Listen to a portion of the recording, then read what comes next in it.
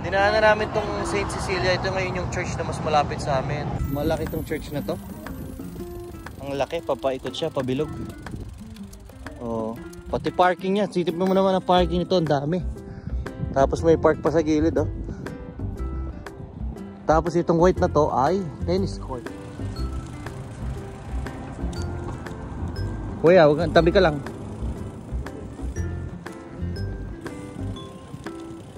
Oh, ang rabbit, ang laki. Guys, ang rabbit. Ang laki. Hello, rabbit. Ang laki ng mata, oh. Hindi siya waalis dun, kuya, oh. Hindi siya waalis, oh. Lapit, oh. Pati natin ko alis.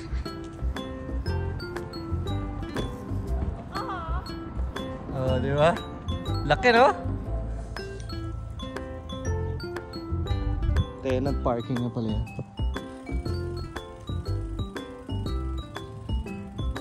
Kuya, parang ang ganda rito ang Solem, oh.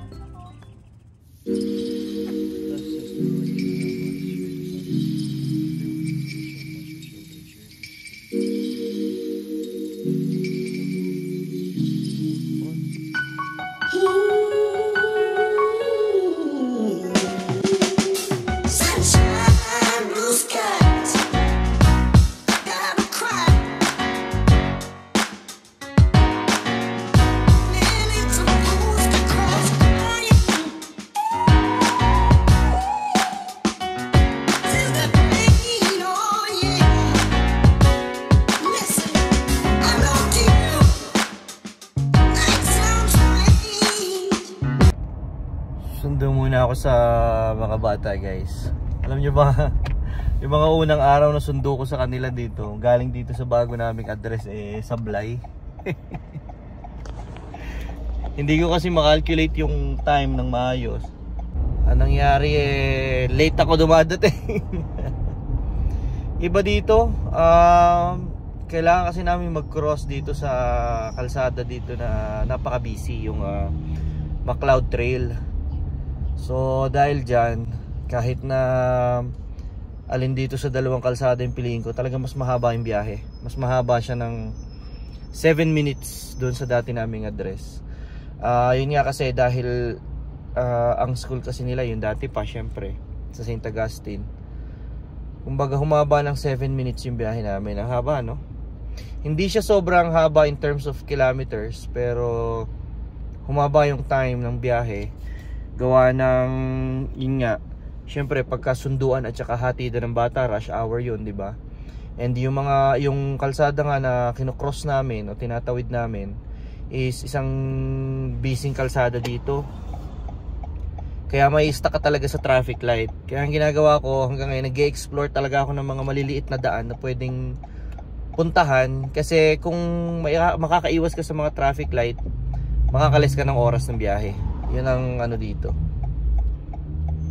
Yun ang ginagawa ko. So ngayon parang may nahanap na ako magandang daan. Kaya yan, inuurasan ko pa rin hanggang ngayon kung ilang minuto ang aabutin.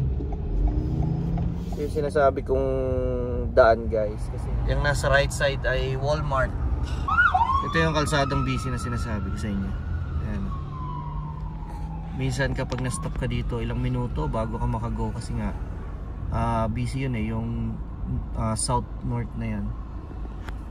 Yan, south to north. So laging sila yung yung priority yung binibigyan ng green light. Dito pag galing ka dito sa side, medyo matagal ang red light dito. Bahay namin ngayon, ang Walmart is 2 minutes na lang na drive.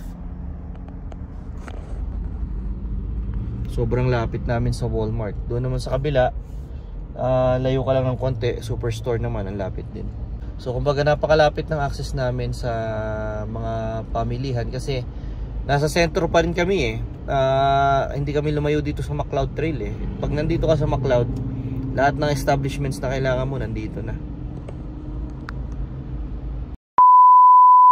Tayo magbabike ng dalawa sa back alley. At first time ni Johan na ang gagamitin is yung big bike na, yung BMX, kasi hindi yan sanay Ang gamit niya kasi yung maliit. Nag-i-stop pa naman sa doon. Ayun, nag-i-stop.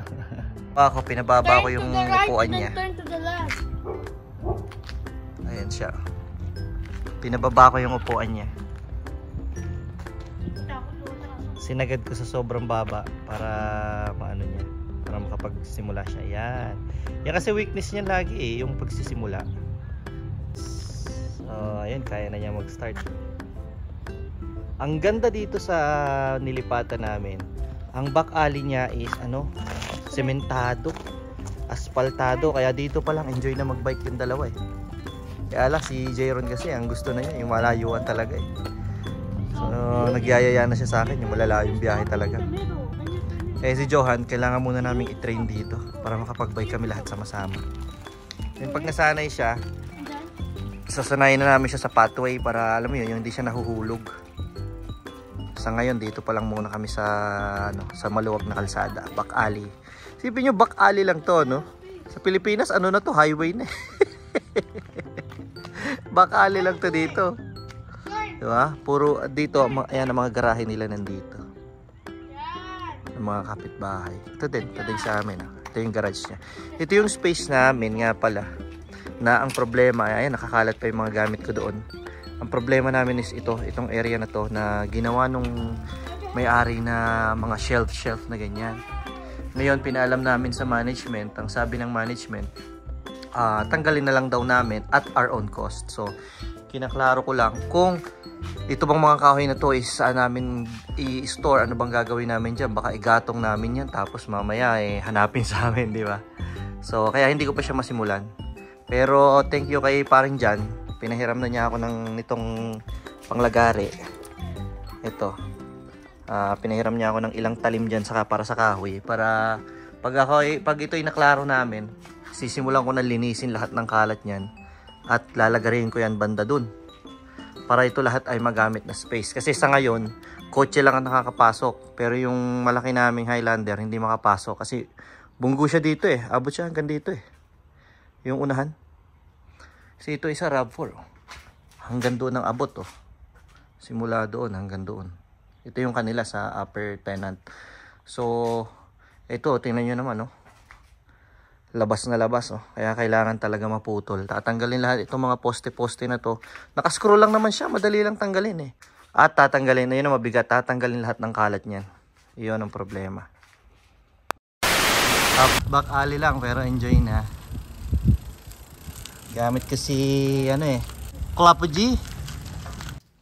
Kahit gaano tayo ka-busy, minsan kahit gaano tayo kapagod sa trabaho natin sa gabi, napakahalaga pa rin sa akin yung oras na nai-spend namin ng paglalaro ng mga bata. Yung simpleng makapag-bike lang kami kagaya nito sa back alley, makapunta sa playground.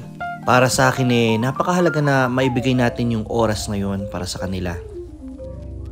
Sa wakas, narating namin ng playground.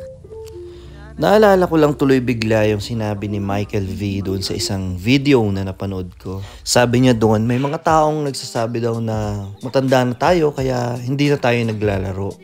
Pero hindi daw yun ang totoo.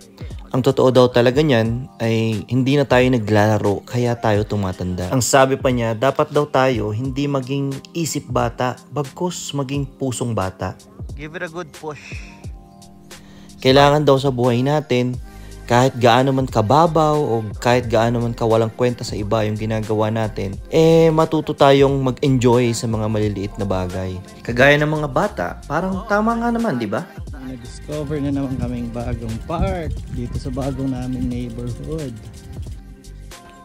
Nung bata ako, nakita ko sa mga magulang ko kung paano nila ginugol yung buong panahon nila para magtrabaho para sa ikabubuhay namin. Siyempre, pag mahirap ka, kailangan kumayod ng kumayod. Pero na-realize ko, hindi ko yun gagawin. Don't get me wrong, hindi ibig sabihin na hindi ako magpapakahirap at magtatrabaho para sa pamilya ko. Ayos ba itong na-discover natin bagong lugar? Playground! So cool! Ganda ng Ang ibig kong sabihin, hindi ko uubusin ang lahat ng lakas at panahon at oras na meron ako para magtrabaho lang ng magtrabaho. Sinadya ko, tigil-tigil sa tayo Dito ako sa pangalawa. Hindi ko sasayangin ang lakas ko na ubusin lang lahat ng oras ko sa pagtatrabaho. Hanggat kaya ko, hanggat malakas pa ako, pipilitin ko na laging makasama yung mga bata at makapaglaro at ma-enjoy yung buhay. Dahil ang buhay hindi natin alam kung hanggang kailan lang Pero yung bawat segundo, bawat minuto na kasama mo yung mga batang yan, habang buhay hindi nila yan makakalimutan.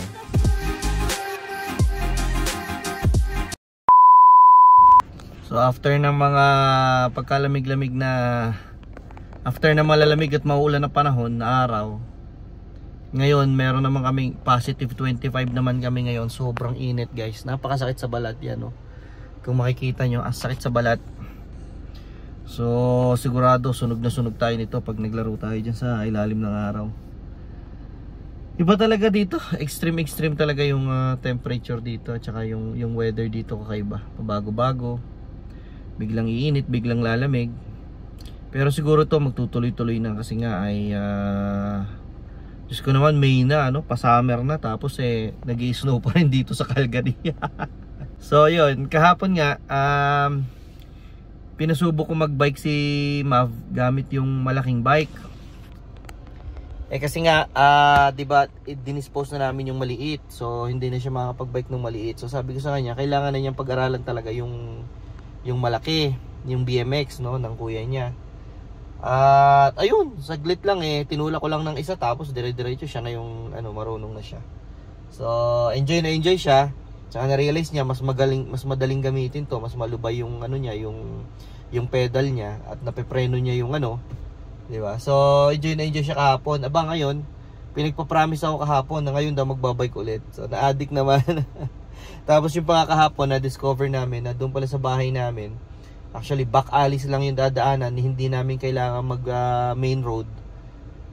Makakarating kami doon sa magandang park na maganda ang playground, tsaka maganda maglaro doon, mga takbuhan or badminton kung hindi mahangin.